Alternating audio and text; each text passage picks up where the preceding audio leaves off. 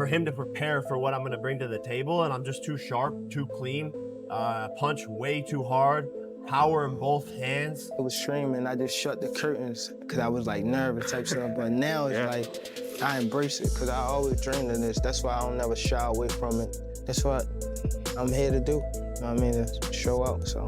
Tank's a 3-division world champion, 4-time 3-division world champion. At the end of it, bro, you can't take anything away from him. In their tense face-to-face interview, Jake Paul confidently says he's grown into a stronger, smarter boxer and plans to beat GervontaDavis decisively. He believes his years of athletic experience have led him to this moment, and he's ready for the challenge.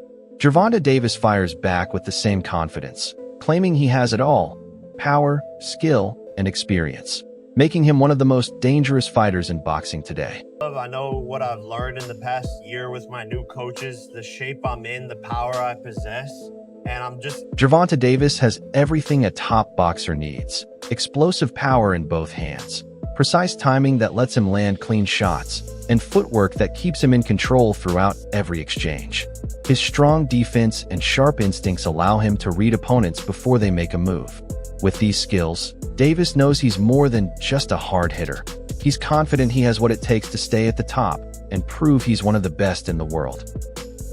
His training is taking a toll, but the cure is just as bitter as what ails him. How long I gotta do it? 5 minutes? 5 will be good enough for you. Okay. They definitely went to the kids store and did it. That water ain't cold. We know that. I know, but... Get in the water, man. Just get in the water. You can't sit on the head. Man, just get in there, man. Go. No, give me the... The upcoming fight between Jake Paul and Gervonta "Tank" Davis has the boxing world buzzing with debate. It's a true clash of styles. Jake brings size, strength, and weight, while Davis counters with speed, skill, experience, and knockout precision built over years at the top. Analysts point out that Jake's size gives him power, durability, and physical presence, but that edge only matters if he can use it effectively. Despite being smaller, Davis holds the key advantages that define great boxers: elite footwork, perfect timing, and explosive technique honed through a lifetime in the sport. He spars people that are much heavier than him. And, man, that upper. Well, who do you got? I would have to bet on Gervonta because for all the little things, all that, and the fact that he's not old. Yeah. Yeah. I think he makes up for the weight situation. Okay, so this is the first time that Jake Paul's fighting an actual boxing champion, an active, young boxing champion. Everyone else he's fought was either way older or like, was it Tommy Fury, I think? Yeah, he was a legitimate boxer. Yeah. A legitimate boxer, but not a champion. Right. He's fighting a champion, although a very little champion compared to him. So this is sort of a, I don't know, man, like... If it wasn't GervontaDavis, and it was somebody else in that weight category... It'd be ridiculous. Yeah, it'd be ridiculous. But Gervonta, I mean, technique-wise and heart-wise, that makes it interesting. Like, again, kudos goes to Jake Paul because it kind of worked its way up, even though the guy is so much smaller. Yeah, look, I mean, I'm happy that Jake is bringing excitement to the sport and so forth, but you just have these, like, people fighting bears and, you know, there might be a boxing match with a weapon involved of some sort, like people have sticks. Like, I feel it's just getting more and more ridiculous. And really outside of Crawford Canelo, there's really very little excitement. Experts point out that Jake Paul has never faced a fighter with GervontaDavis's level of experience. Davis has taken on world champions, undefeated contenders, and heavy punchers, beating every style the sport has thrown at him, including opponents with far more reach than Jake. That's why many believe Jake is stepping into the toughest test of his career. Even Jake admits it himself, acknowledging that Davis operates on a higher level and that this fight demands total focus and major improvement in his skills. His honesty shows he understands the challenge ahead and knows this can't be treated like any fight he's had before. Highly skilled, most experienced fighter I've fought, top 5 pound for pound. So I have to have the best version of myself. I know how fast he is. I know how strong he is. I believe I'm stronger, more athletic, and that's my advantage going into the fight. But he pretty much has every other advantage. So I'm locked in, fully focused, feeling amazing already, and just going to put on a performance and have the biggest fight of 2025. Last one, I've seen some people say, oh, Jake, the goal here is just to survive. Knowing you, that's not the case. You're not going in there just to get through 12 rounds with Tank Davis. I would imagine you're going in there to win this fight. Oh, absolutely. Tank's going to be the one surviving. I'm going to, upset a lot of people. And again, they're going to have to say that there's some crazy excuse, fights are rigged. They can't use the steroid excuse because we have full-on random drug testing at any time. They could literally knock on my door right now. So they can't use that excuse. And obviously I'm suing people who say that the fights are rigged. Piers Morgan already had to retract his statement and kiss the ring. More lawsuits are coming for these people who are lying on my name because it's just simply not true. And we're willing to prove that in court. But I'm actually flattered that the only thing that people can chalk up these wins to is that the fights are rigged, because it's honestly the greatest compliment. But again, I'm going to knock this guy out and probably create one of the most... Public reaction to this fight is split between confusion and curiosity. Some fans argue it's not the matchup boxing needs right now, believing there are plenty of worthy contenders who should be facing Davis instead. Yet people still can't ignore it. Jake Paul's star power and entertainment factor have made the fight impossible to overlook. Many see it as an event that might not settle any major boxing debates, but will still grab huge attention and keep fans talking long after it's over. Was a former world champion at middleweight himself, and that sort of made sense, and it was a good win for Jake Paul. He come out there and he beats an ex-world champion, he gets a little bit of credibility, and you go, right, now you're heading in the right direction. You're starting to be, okay, all right, former champions, former fighters, but at least they're boxers, they're not MMA stars, and whatnot. So, yeah, I think that was a move in the right direction. Gervonta Davis is just a little bit of a freak show for me. Yeah, I agree, Spence. I mean, the size difference is a bit of an annoying one as well. But also as well, I hate when they put exhibition in it, because then you think, how seriously they're really going to take it. I understand it because of the money involved, but realistically, if there can be a winner, Gervonta Davis should take him out, regardless of the size, pretty easily and pretty quickly. I agree, mate. Totally agree. Gervonta Davis is an active fighter. Like I say, still a pound-for-pound star. Very heavy-handed as well. He should have the movement, forget the size, to be able to slip inside and take Jake Paul out. That's the reality of it. But yeah, I just find it all very, very strange. Look, I thought an even stranger fight, to be honest, was Jake Paul versus Anthony Joshua. You look at that fight and go, who's going to sanction that? God forbid something happens to Jake. I think that what he's doing for the sport is brilliant in his own right. He's bringing new fans into the sport. He's doing excellent for women's boxing as well. You can't take that away from the kid, and he's been working hard as well, and he's improving. But going in against Anthony Joshua, a former 2-time world heavyweight champion and still an active fighter, that's a suicide mission for me. I think that Anthony Joshua, when you look at Francis Ngannou and look at what AJ done to Francis Ngannou, who would win out of... Former UFC fighter and entertainer Mike Perry shared his honest view, noting that Gervonta Davis hasn't produced the same explosive knockouts in recent fights as he did earlier in his career. He wasn't questioning Davis's power, but pointing out how expectations have grown. Fans now expect Tank to deliver a dramatic finish every time he steps into the ring, and that kind of reputation adds pressure, especially when he's up against a bigger opponent who can take harder hits. He's the same Tank that we saw the most incredible knockouts. We saw him, Lamont Roach performed great.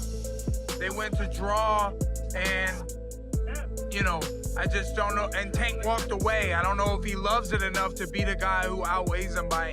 Respected boxing analyst Teddy Atlas also shared his thoughts, praising Gervonta Davis for having one of the most complete skill sets in the sport. Atlas called Tank one of the most dangerous fighters in modern boxing because he does everything right. His accuracy is sharp, his punches are purposeful, and he can adapt to any style. He noted that this is where Jake Paul still lacks experience. According to Atlas, The hype around Jake's size will fade. Yeah, he's smaller. But he's a top fighter. He can punch. And he's fighting a guy who's not a top pro fighter, who's bigger. What if he hits him on the chin? What if he hits him on the chin? It'll wind up selling. And that's what'll wind up selling it. The what if. What if Tank makes him do a cha-cha? He hits him on the chin, and Jake Paul, we're gonna find out if he can dance. Whoa, whoa, whoa, whoa. You know, do the cha-cha. That's what's gonna sell it. And you can't argue that what if. You can't. I know I get to places that other people won't go and everything else, that just dismiss stuff because it's easier to do that, it's safer to do that. You don't have the bows and arrows coming at you from people that argue with you because you did that, but I don't care. I've had bows and arrows my whole life. I don't care. But that's true. That what if? What if this guy who is a real good puncher, who is one of the best fighters in the world right now, what if he hits him? What if he makes a miss and he counters him? Or he jumps up in the air. Bang! And he hits him. Sid Terrace was a great fighter. No, not the 1700s, but years ago. And Customato told me he loved Sid Terrace. He said, Teddy, he used to jump up in the air and hit you with 3 jabs. I said, whoa, man, Sid Terrace. All right, anyway, look, I can't finish without saying that it did invoke some memories and thoughts that we've been here before in a different way, where Jake Paul's brother fought Mayweather. That's not forget. And I'm not saying I like that either. I mean, first of all, Mayweather was past his prime. He was already retired. He was older, everything, but he's still the great Mayweather.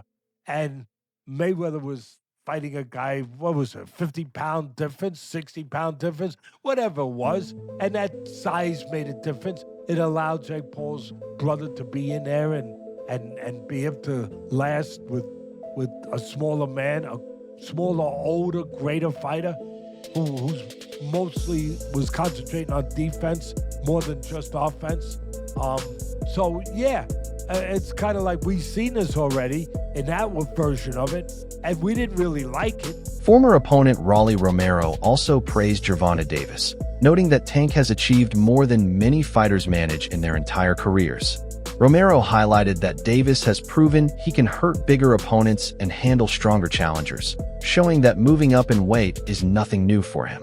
He's already demonstrated the ability to overcome size disadvantages. Romero believes Tank remains one of the best fighters in the world and is fully capable of winning, even when others doubt him. Jake Paul might be too big for him, or Tank might crack him. You don't know. Like I said, or as an exhibition, we don't know if they throw at each other or not, or we don't know. I don't know. I can't give an opinion because I don't know what's going on. Do you think it impacts, will it impact Tank's legacy if Jake Paul were to beat him or even knock him out? Dude, Tank's a 3-division world champion, 4-time 3-division world champion. At the end of it, bro, you can't take anything away from him. You know, some people trying to give, that's fair, some people trying to give Tank a hard time. They're saying he should have took a fight with Lamont Roach or Shakur Stevenson. But when you think about it, do you think this is business and look, he's getting a bag, or is there some validity to people saying that he ducked Roach?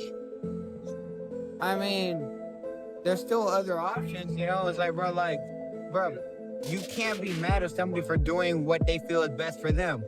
It's the same way Roach feels Tank is the best option for him. Same way that Stevenson thinks Tank's the best option for him, or all that stuff, right? At the end of it, bro, we just want to do what's best for ourselves, right? Facts. Right or wrong? Facts. So just do what's best for you. Yeah, no, I mean, me personally, it don't matter what my opinion is, but I don't think get the money where you can get the money is my opinion. But you know, some fans are gonna have all the It's time. not even about the money though, man. It's regardless of anything, yeah, get the money when you can get the money, but it's not even about the money. There's so much more to this sport in this world than just money, man. Talks about GervontaDavis's future have also become part of the discussion, with some insiders suggesting he might retire after this fight. The idea comes from a shift in his priorities, having won world titles, sold out arenas, and created countless highlights. financial security and stability now seem to matter more. People close to him say he wants peace and more time with his family. If that's the case, this fight isn't just another matchup. It could be a final chapter, a chance for him to step away while still at the top of his game. And on what you make it. Again, there's nothing wrong with Tank going to get his money, but let's all be clear that that's all the fight is for Tank.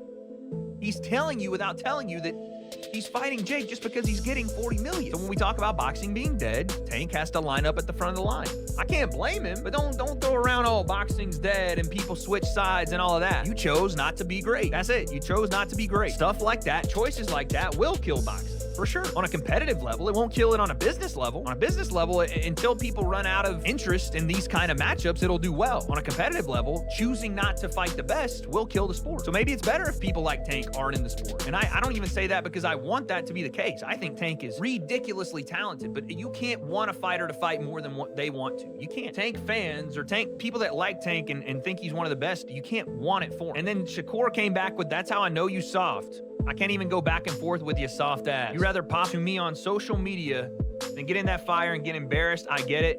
Peace and blessings upon you, cuz. He says, the people got your chest out so bad. You talking like you a killer, forgetting that you the one that runs, bitch. I'll be bring the fight to you. This dude, a made-up character.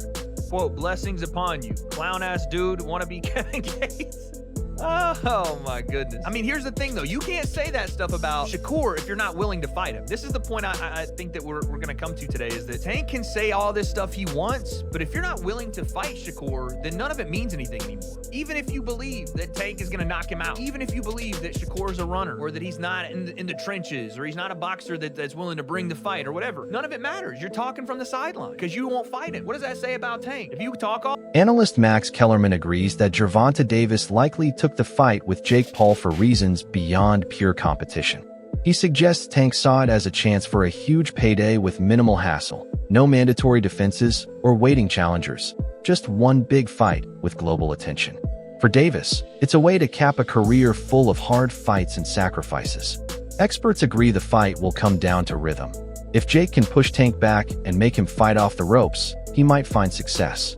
But if Tank closes the distance quickly and uses his speed, Jake could panic.